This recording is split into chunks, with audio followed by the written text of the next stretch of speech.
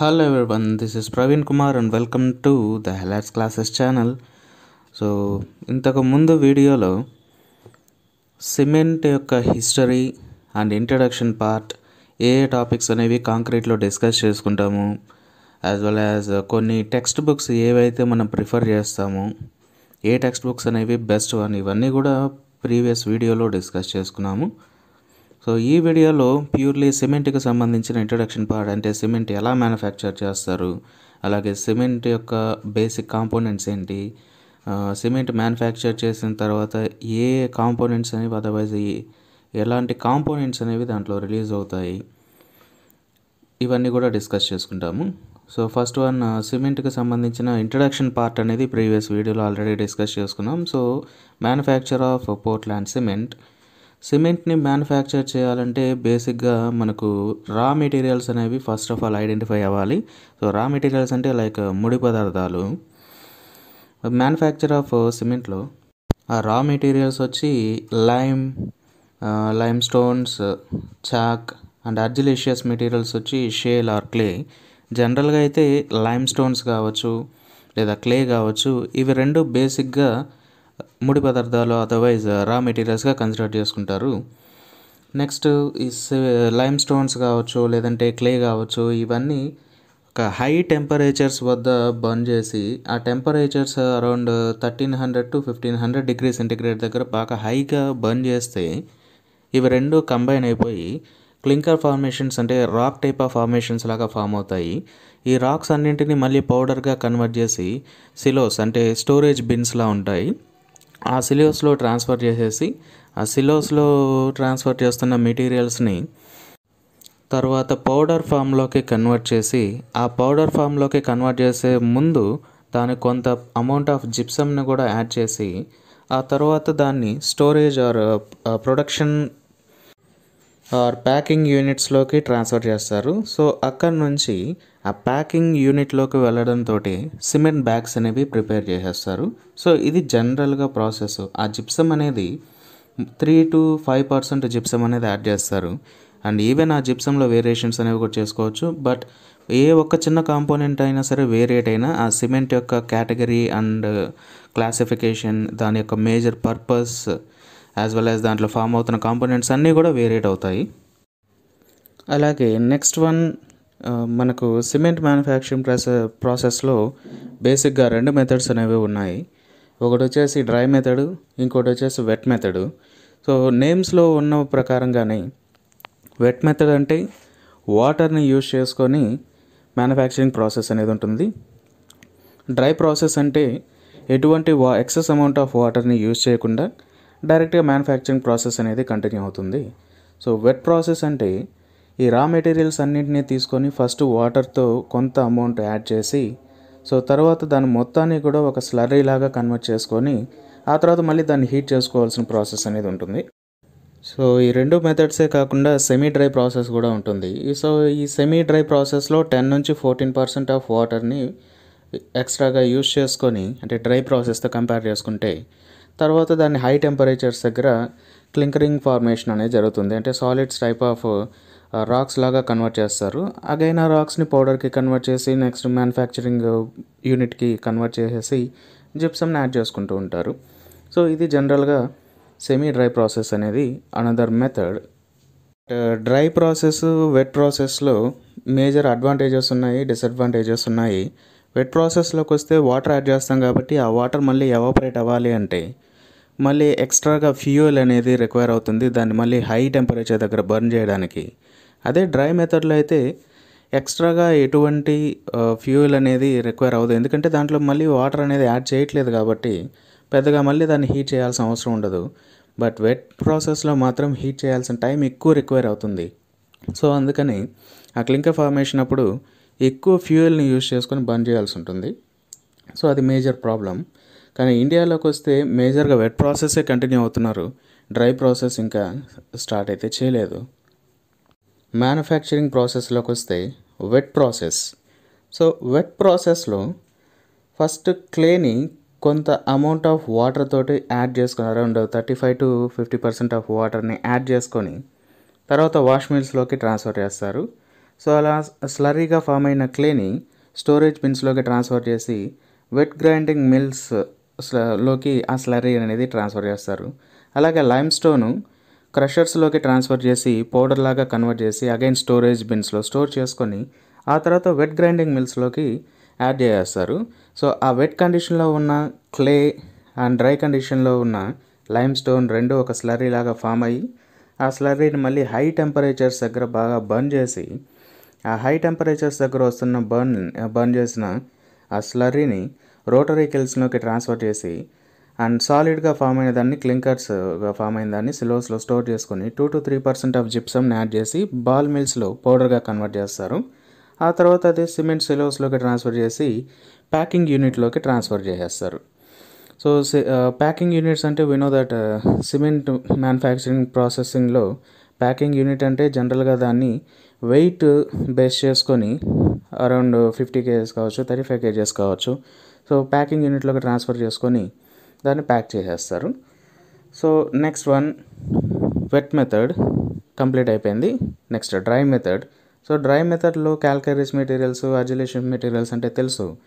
క్యాల్కరీస్ materials అంటే జనరల్గా lime stones అనేవి వస్తాయి. అజిలేషియస్ మెటీరియల్స్ అంటే లైక్ క్లే మెటీరియల్స్ అనేవి వస్తాయి. సో వీటిని స్టోరేజ్ బిన్స్లోకి ట్రాన్స్ఫర్ చేసుకొని ఆ తర్వాత పౌడర్ లాగా కన్వర్ట్ చేసుకొని బాల్ మిల్స్లో ఆ తర్వాత దాన్ని మిక్సింగ్ చేసుకోవడానికి ఒక స్టోరేజ్ బిన్స్లోకి ట్రాన్స్ఫర్ చేస్తారు. మిక్స్ అయిన తర్వాత అరౌండ్ 800 degrees సెంటిగ్రేడ్ దగ్గర బాగా బర్న్ చేస్తే తర్వాత మళ్ళీ అది క్లింకర్ ఫార్మేషన్లోకి కన్వర్ట్ అవుతుంది. అంటే సాలిడ్ రాక్స్ లాగా కన్వర్ట్ అవుతుంది.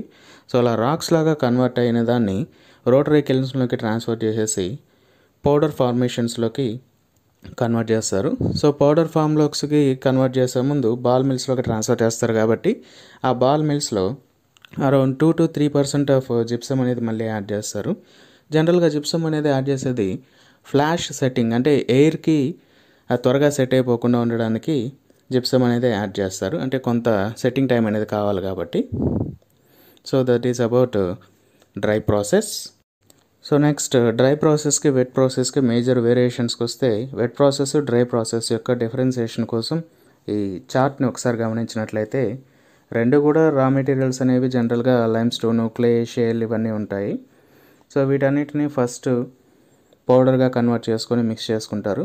వెట్ ప్రాసెస్లోకి వస్తే వాటర్ అనేది యాడ్ చేస్తారు. డ్రై ప్రాసెస్లో డైరెక్ట్గా యాడ్ చేసేసి దాన్ని హై టెంపరేచర్స్లో ప్రీ హీటింగ్ అనేది చేసి రోటరీ కిల్స్లోకి ట్రాన్స్ఫర్ చేస్తారు. ఆ తర్వాత క్లింకర్గా ఫామ్ అయిన దాన్ని కొంచెం కూల్ చేసుకొని స్టోర్ చేసుకుంటాము.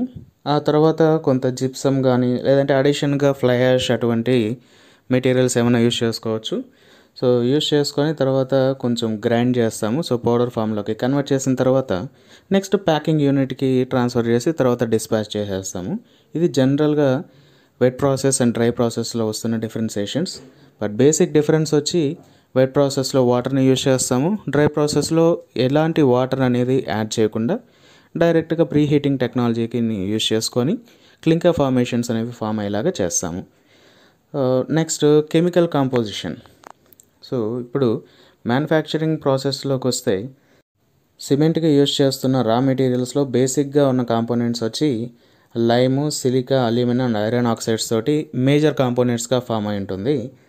సో ఇవన్నీ కూడా ఈవెన్ మనము ఒక కాంప్లెక్స్ ఫార్మేషన్లో అంతా కలిపి ఒకటే సింగిల్ కాంపోనెంట్ లైక్ సిమెంట్ లాగా ప్రిపేర్ చేసినా సరే వాటిలో ఆ 4 కెమికల్స్ అనేవి బేసిక్గా ఎగ్జిస్టెన్స్లో అయితే ఉంటాయి.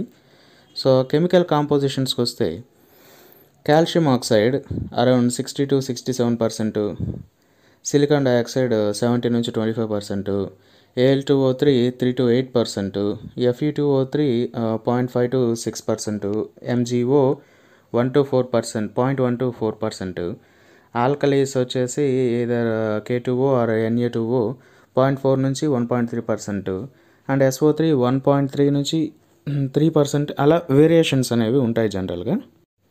ఈవెన్ ఇప్పుడు డిఫరెంట్ కైండ్స్ ఆఫ్ సిమెంట్స్లో ఈ కాంపోజిషన్ అనేది ఒకేలా ఉంటుందని చెప్పేసి మనం చెప్పలేము. ఈవెన్ మనం యూస్ చేస్తున్న రా మెటీరియల్స్లో కొంచెం వేరియేషన్ ఇచ్చినా లేదంటే ఆ కెమికల్ కాంపోజిషన్స్లో లైమ్ కంటెంట్ పెంచినా లేదంటే క్లే కంటెంట్ అనేది కొంచెం పెంచినా ఆటోమేటిక్గా దాంట్లో ఉన్న కెమికల్ కాంపోజిషన్ అనేది డెఫినెట్గా వేరియేట్ అయ్యేదానికి ఛాన్సెస్ ఉంటాయి. ఈ కెమికల్ కాంపోజిషన్స్ని బోగ్స్ అనే ఒక సైంటిస్ట్ కొన్ని కెమికల్ కాంపోజిషన్స్ అనేవి ఎలా ఫామ్ అవుతాయి అనే దానికి అబ్రివేషన్స్ అనేవి జనరేట్ చేశారు. సో వీటన్నిటిని బేస్ చేసుకొని బోగ్ ఇచ్చిన అనాలిసిస్ని బేస్ చేసుకొని ఓవరాల్గా 4 కాంపోనెంట్స్ మాత్రమే ఫామ్ అవుతాయి మేజర్గా.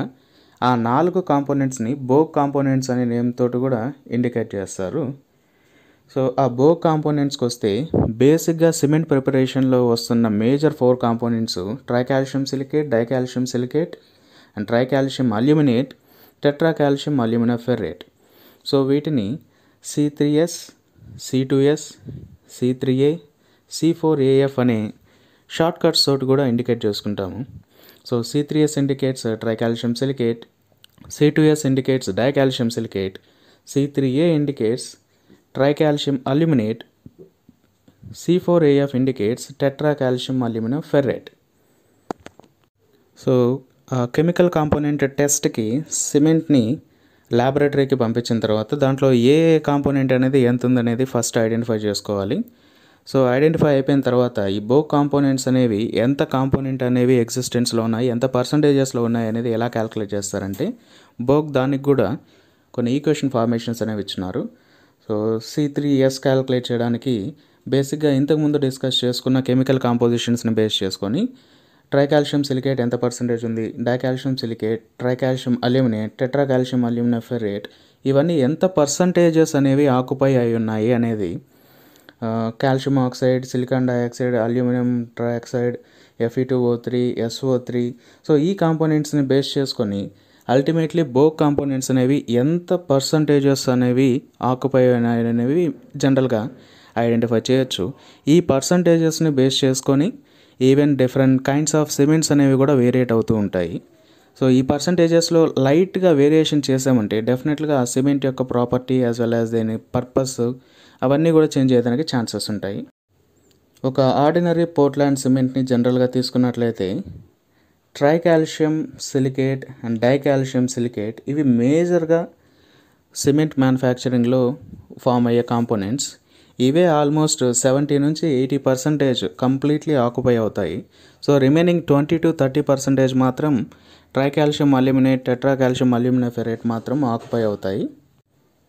ఇప్పుడు రీసెంట్గా ప్రిపేర్ చేస్తున్న సిమెంట్ ప్రిపరేషన్లోకి వస్తే ట్రైకాల్షియం సిలికేట్ అనేది అరౌండ్ 45% అనేది మనం జనరల్గా అబ్జర్వ్ చేయొచ్చు.